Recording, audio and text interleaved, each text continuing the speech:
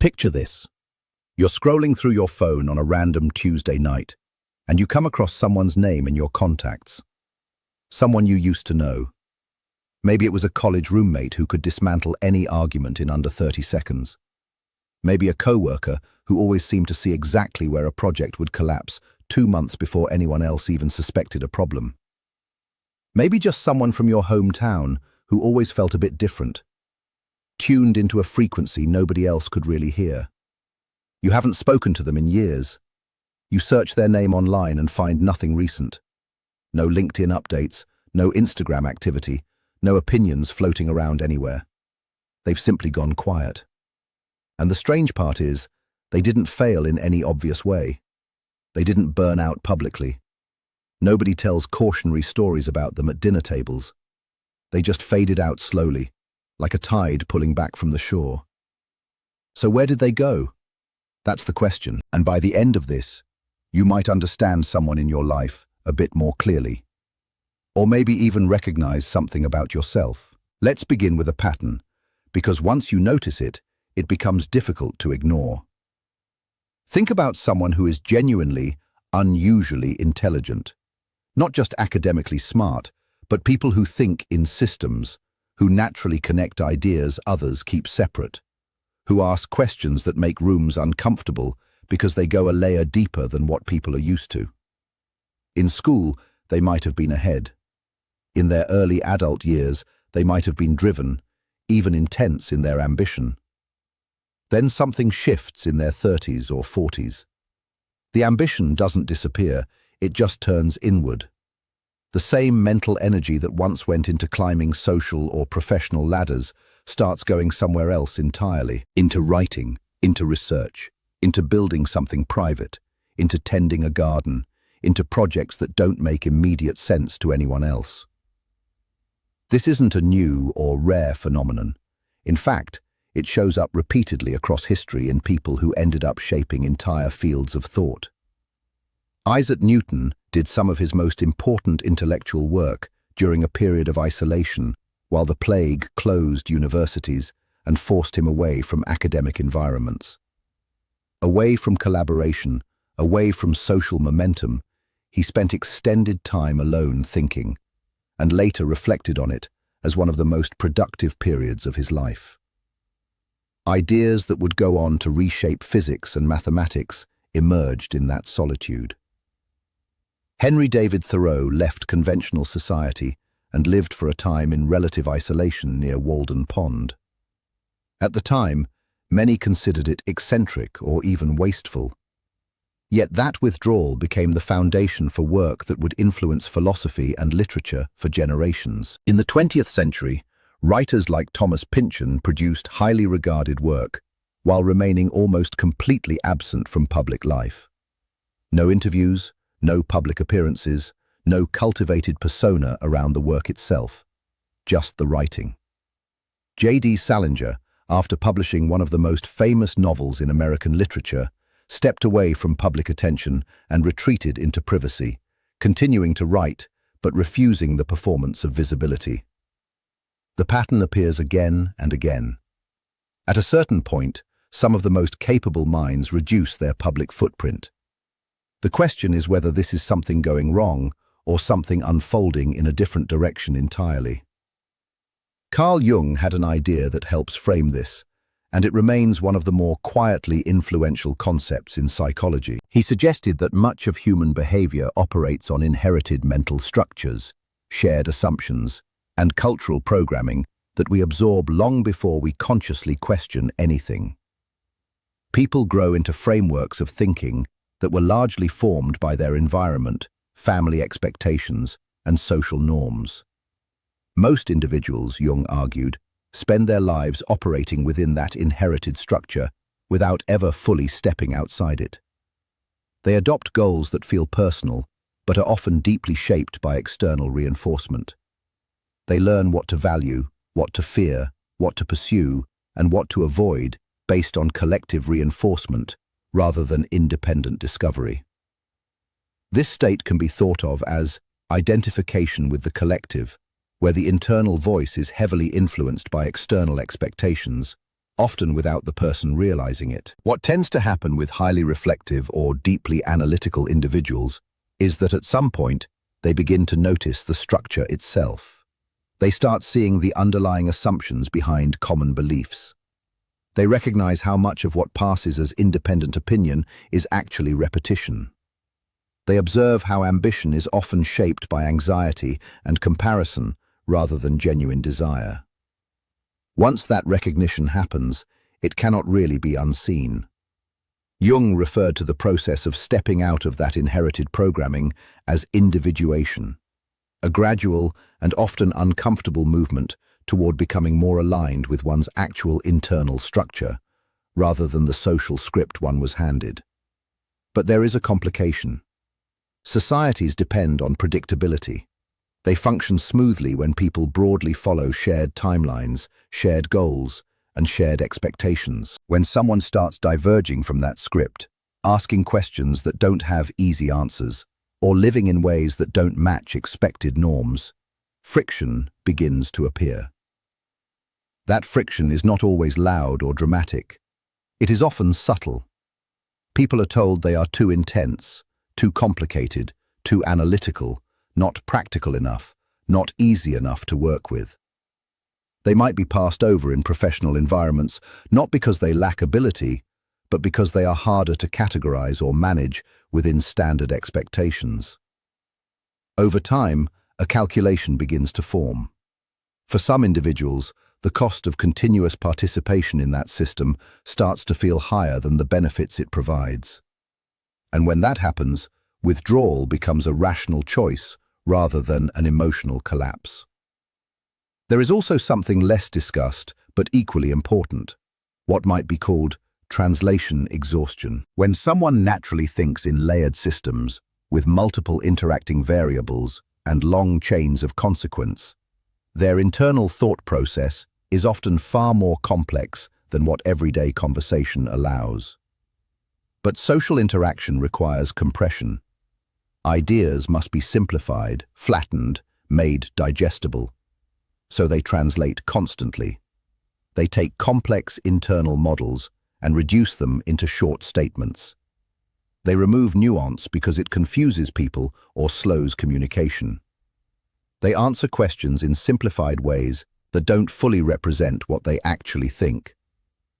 This happens repeatedly throughout the day, in meetings, in casual conversations, in professional discussions, in social exchanges that reward speed and clarity over depth. Over time, that constant translation becomes draining. It is not just social fatigue, but cognitive strain. The mind begins to adjust to the simplified output it is forced to produce, and the richness of internal thought can start to feel distant even to the person themselves. Carl Jung also wrote about something similar in his idea of the persona, the social mask people wear to function in society. For most individuals, the gap between their internal sense of self and their external persona remains manageable. But for those whose thinking style is significantly out of sync with their environment, that gap can widen into something suffocating. Consider a typical workplace scenario. Someone presents a plan that contains several obvious structural weaknesses. A highly analytical person sees them immediately, not out of arrogance, but because pattern recognition is simply how their mind operates. However, they have learned from experience that pointing these issues out too early can create social friction or reputational cost. So they remain silent. The plan moves forward. Months later, it fails in exactly the way they anticipated. And by that point, the feedback loop is meaningless. Experiences like this accumulate. Each time, the distance between internal clarity and external expression grows a little larger. Eventually, the effort of maintaining that alignment becomes too costly. Research has suggested that individuals with higher cognitive complexity often spend a significant portion of their daily mental energy adjusting how they communicate, rather than what they actually think. It is not just thinking that is demanding, but constantly recalibrating how that thinking is presented to others. The result is that many begin to reduce their external presence, not necessarily because they are withdrawing from life, but because they are reallocating energy towards spaces where translation is no longer required. There is another layer to this phenomenon that is rarely discussed openly. People who think at a higher level of abstraction can unintentionally make others feel exposed. Not through any intention to dominate or belittle, but simply by noticing things others overlook. By asking questions that reveal gaps in reasoning. By pointing out implications that were not considered. In social environments, this can create discomfort. Not because the insight is wrong, but because it disrupts the equilibrium of the group. And groups tend to prefer stability over disruption. As a result, the person who consistently introduces that kind of clarity may find themselves subtly excluded, not through explicit rejection, but through gradual social distancing. Over time, this reinforces the decision to step back. The disappearance is not always dramatic. It is often quiet, incremental, and almost invisible from the outside. And so the question returns again, not in terms of where these people went physically, but in what direction their attention and energy moved once the external world became less rewarding to engage with in the same way. Picture this. You are scrolling through your phone on a quiet Tuesday night when you stumble across a name in your contacts, someone you once knew. Maybe it was a college roommate who could dismantle any argument in under 30 seconds. Maybe a co-worker who always seemed to predict exactly where a project would fail 2 months before anyone else even noticed a problem. Or maybe just someone from your hometown who always felt slightly different, like they were tuned into a frequency others couldn't quite access. You haven't spoken to them in years. You search their name online and find nothing recent. No LinkedIn activity, no social updates, no opinions floating around the internet. They've simply gone silent. And the strange part is, they didn't fail in any visible way. There was no dramatic burnout, no public downfall, no cautionary stories told about them at gatherings. They just slowly faded out, like a tide pulling away from the shore. So where did they actually go? That question sits at the center of this idea. And by the end, you may find yourself understanding someone in your life more clearly, or even recognizing something in yourself. Let's start with a pattern, because once you notice it, it becomes hard to unsee. Think about someone who is genuinely, unusually intelligent. Not just academically gifted, but people who naturally think in systems, who connect ideas others keep separate, who ask questions that shift the atmosphere in a room because they go one layer deeper than what people are used to. In school, they may have been ahead. In their early adult years, they may have been highly driven, constantly pushing forward. Then something changes in their 30s or 40s. The ambition does not vanish, but it redirects inward. The same mental energy that once went into climbing structures, building networks, or maintaining visibility begins to flow somewhere else entirely. Into writing, into research, into private projects, into building things that others do not immediately understand, into quiet pursuits that have no immediate audience. This is not a rare anomaly. It is a recurring pattern across history in individuals who later reshaped entire fields of thought. Isaac Newton did some of his most foundational intellectual work during a period of isolation when universities were closed due to plague. Removed from academic environments, away from collaboration and constant interaction, he spent long stretches in solitude, thinking deeply. He later described this period as extraordinarily productive, a time when ideas emerged that would eventually redefine physics and mathematics. Henry David Thoreau left conventional society and lived for a time in relative isolation near Walden Pond. At the time, many saw it as withdrawal or even failure to participate in society. Yet that period became the foundation for work that influenced philosophy, environmental thought, and literature for generations. In the 20th century, Thomas Pynchon produced highly regarded literary work, while remaining almost entirely absent from public life. No interviews, no public appearances, no cultivated public identity surrounding his writing. J.D. Salinger, after publishing one of the most famous novels in American literature, withdrew from public attention and retreated into privacy, continuing to write but refusing the performance of visibility. The pattern repeats itself. The question becomes whether this is a sign of something breaking or something quietly aligning in a different direction. Carl Jung offered a framework that helps make sense of this, and it remains one of the most influential psychological ideas of the modern era.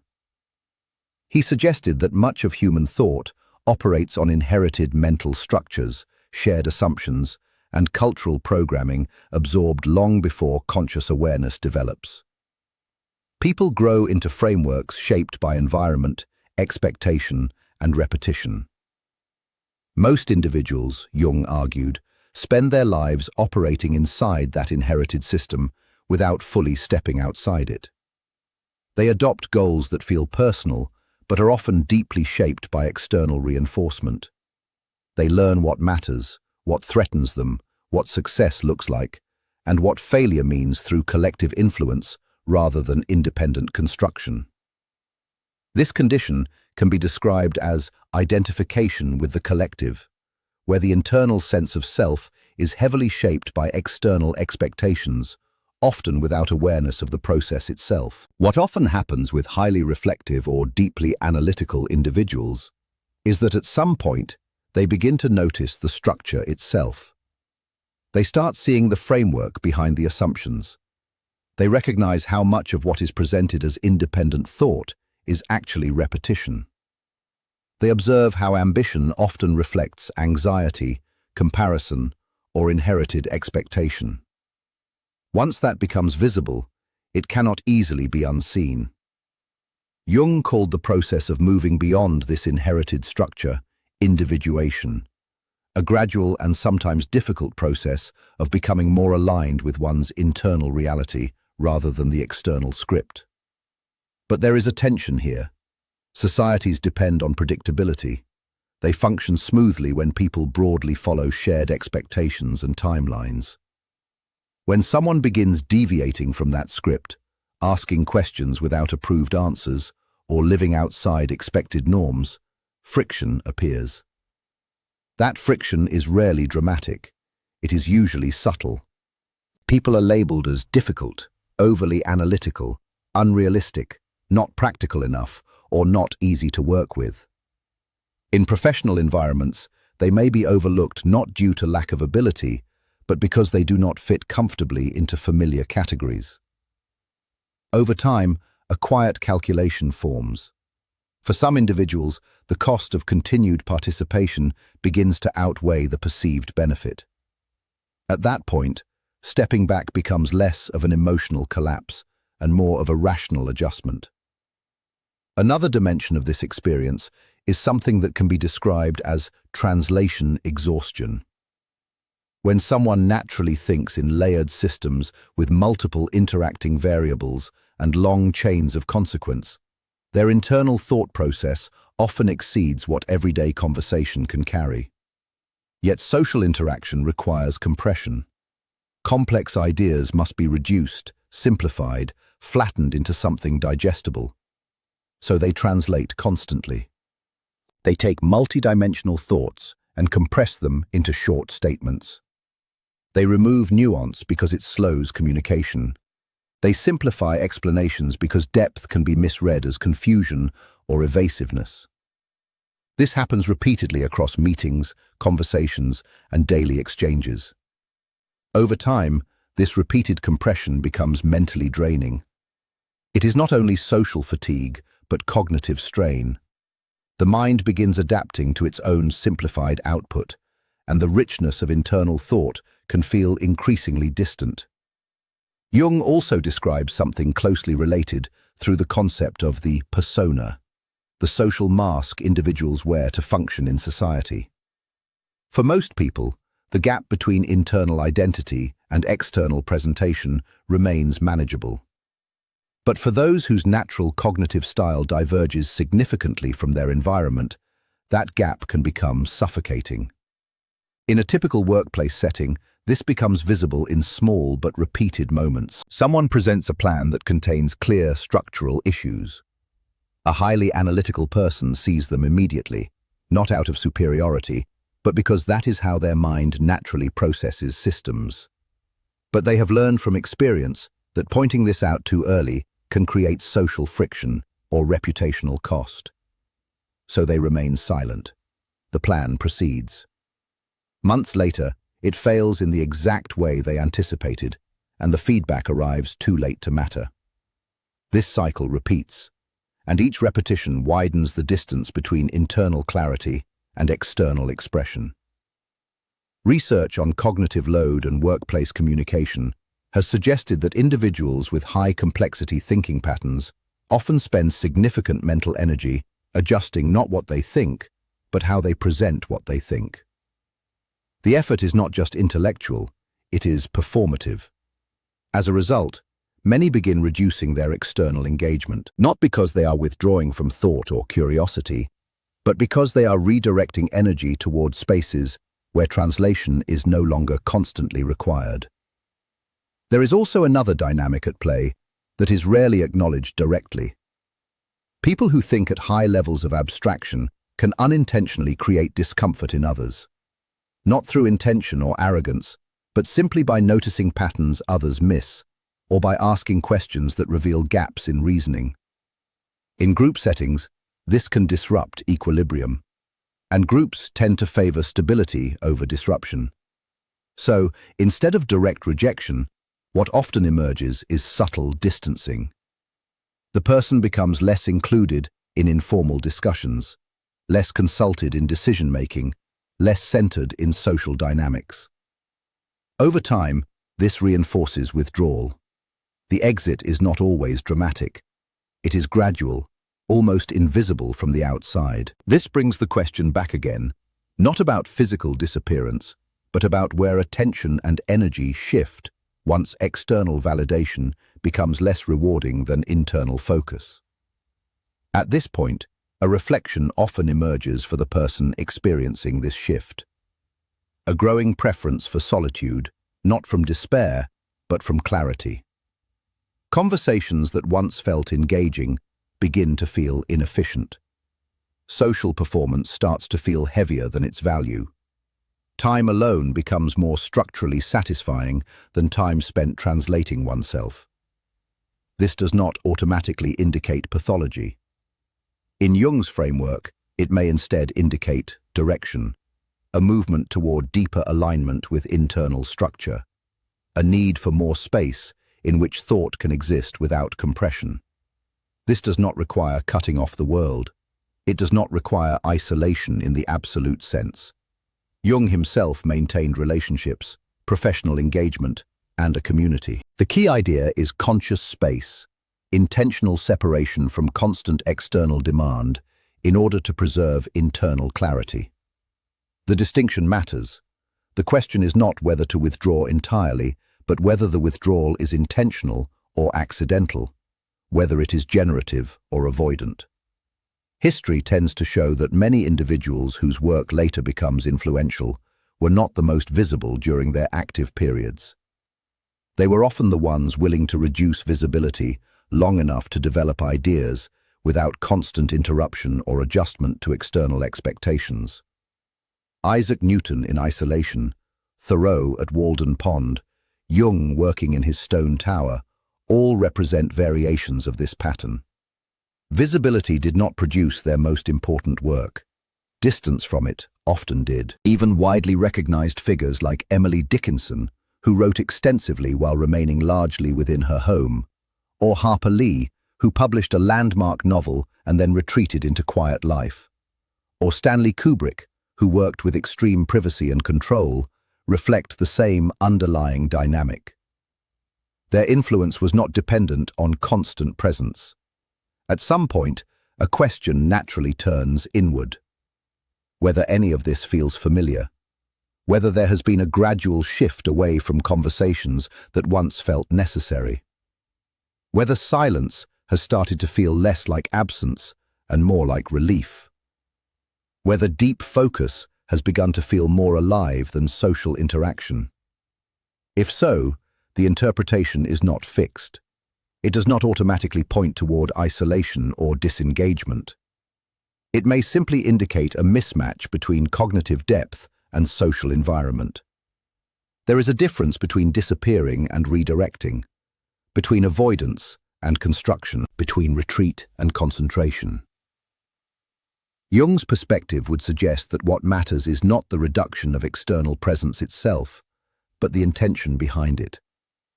Whether the space being created is empty, or whether it is being used for something that requires that space to exist at all. The final idea is simple. Throughout history, some of the most influential work has come from individuals who were not constantly visible while doing it. Their absence was not necessarily loss.